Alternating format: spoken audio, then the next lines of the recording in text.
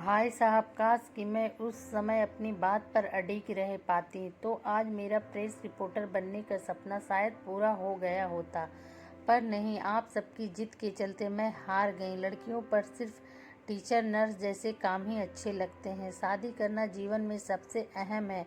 बिना पति और बिन बच्चों के एक स्त्री का जीवन बेकार है। यही सब कहते थे ना आप लोग मुझसे।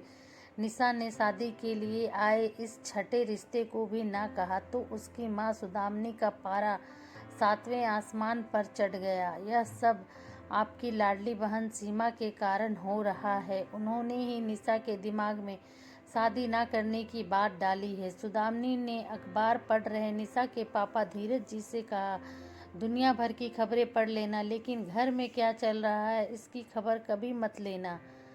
सुदामनी फिर बड़बड़ाई। आखिरकार धीरज जी अखबार समेट कर गुस्से में वहां से उठकर चले गए। बेटी निशा और बहन सीमा पर उन्हें भी गुस्सा आ रहा था। कितने अच्छे अच्छे रिश्ते उनके हाथों से यूं ही निकलते जा रहे थे, पर निशा की जिद के आगे वो भला क्या कर सकते हैं। यह भी पढ़े 30 की हो गई, अब तक शादी नहीं की। अब तो कोई सेकेंड हैंड ही मिलेगा। लड़कियों की शादी की सही उम्र क्यों हमारा समाज तय करता है। रुआंसी निशा माँ का लगातार बड़बड़ाना सुन रही थी। उसे सीमा बुआ के लिए निकल रहे माँ के कड़वे शब्द परेशान कर रहे थे। निशा को कोई नहीं समझाता था सिवाय सीमा बुआ के। वो जब भी परेशान होती उन्हीं से बात करके मन को हल्का कर लेती। आज भी उसने मन भारी होने पर सीमा बुआ को ही कॉल किया। बुआ ने मोबाइल की स्क्रीन पर निशा नाम देखते हुए चहक कर कॉल रिसीव किया। हेलो निशु, कैसी है मेरी बच्ची। बुआ, मम्मी पापा मुझे क्यों नहीं समझ रहे हैं, निशा ने उदास स्वर में कहा। मतलब फिर से उन्होंने तेरी शादी की बात छेड़ दी। बुआ ने बिन कहे निशा की परेशानी कह डाली। हाँ बुआ, और इस बार तो वो मेरा सारा दोष आप पर मढ़ रहे हैं। उन्हें लगता है कि आप मुझे शादी ना करने के लिए भड़का रही हैं। तो फिक्र ना कर, कल ही मैं लखनऊ का टिकट करा के जल्द तेरे पास आती हूँ। इस बार आमने सामने बैठकर भाई साहब भाभी को समझाऊंगी। अगले ही हफ्ते सीमा बुआ घर आई तो दूरी का लिहाज कर रही बहस आज छिड़ ही गई। बेमन से सीमा बुआ का स्वागत हुआ और उसके बाद निशा की बात चलते ही सुदामनी के भीतर का गुब्बारा फट पड़ा।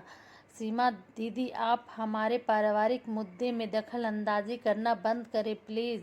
भाभी, पारिवारिक मुद्दा मतलब मैं अब इस परिवार की कुछ भी नहीं, सीमा ने धीमे स्वर में कहा। वो तो इस बार धीरज बोले। सीमा, माना तुम हमारी छोटी बहन हो, निशा की बुआ हो, पर रिश्ते का तुम फ़ायदा मत उठाओ। तुमने हमारी बच्ची के दिमाग में बिल्कुल वही बातें डाल दी हैं जो कभी तुम खुद किया करती थी। यह बात हम कहाँ तक बर्दाश्त करें। भाई साहब, काश कि मैं उस समय अपनी बात पर अडिग रह पाती तो आज मेरा प्रेस रिपोर्टर बनने का सपना शायद पूरा हो गया होता। पर नहीं, आप सबकी जिद के चलते मैं हार गई। लड़कियों पर सिर्फ टीचर, नर्स जैसे काम ही अच्छे लगते हैं। शादी करना जीवन में सबसे अहम है।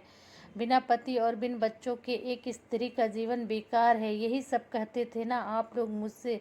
मेरे साथ जो हुआ सो हुआ, पर निशा के साथ मैं गलत नहीं होने दूंगी।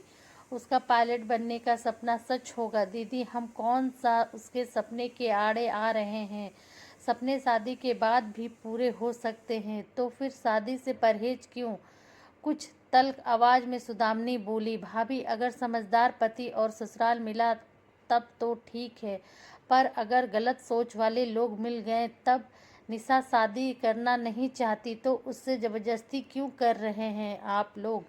मैंने खुद इस दंश को झेला है। बच्चों की देखभाल, व्यस्त पति की जिम्मेदारियां, सास ससुर की सेवा, इन सबके बीच मैंने अपने सपनों की आहुति दे दी। किसी ने भी मुझे नहीं समझा। पर टीचर की बेमन नौकरी करते करते मैं थक गई। आज की नई नस्ल के बच्चे बोझिल रिश्तों को नहीं ढोते, बेमन के काम नहीं करते। शादी करना ना करना उनकी मर्जी है और इसमें गलत भी क्या है। उस दिन सीमा की वे बातें धीरज जी और सुदामनी के गले नहीं उतरी। सीमा तो उस वक्त उन दोनों को दुश्मन की तरह लग रही थी। आखिरकार निशा अपने सपनों को हवा देने के लिए चली गई। वक्त अपनी तेजी से चलता रहा। तभी एक दिन सीमा के घर पर दस्तक हुई।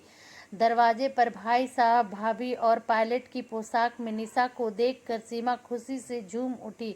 सीमा ने 100 बलाएं लेते हुए निशा को गर्व के भाव से देखा तो सुदामनी जी बोली, ये सब आपकी जिद का नतीजा है दीदी। नहीं, यह सब इसकी मेहनत और आप लोगों के सहयोग का परिणाम है। सीमा ने दुलार भरा हाथ निशा के सिर पर फेरते हुए कहा। तू निशा बोल उठी। नहीं बुआ, यह आप जैसी महिलाओं का संघर्ष का ही परिणाम है, जिन्होंने कई सालों से लगातार लड़कियों को उड़ान देने के लिए समाज से संघर्ष किया है। मैं कैसे आज इतने ऊपर उड़ पाती अगर आप इस समाज से ना कहती कि उसे उड़ने दो। प्लीज़ कहानी अच्छी लगे तो लाइक, शेयर एंड सब्सक्राइब ज़रूर करें और एक अच्छी सी कमेंट करें। Thanks for watching Tabassum voice story.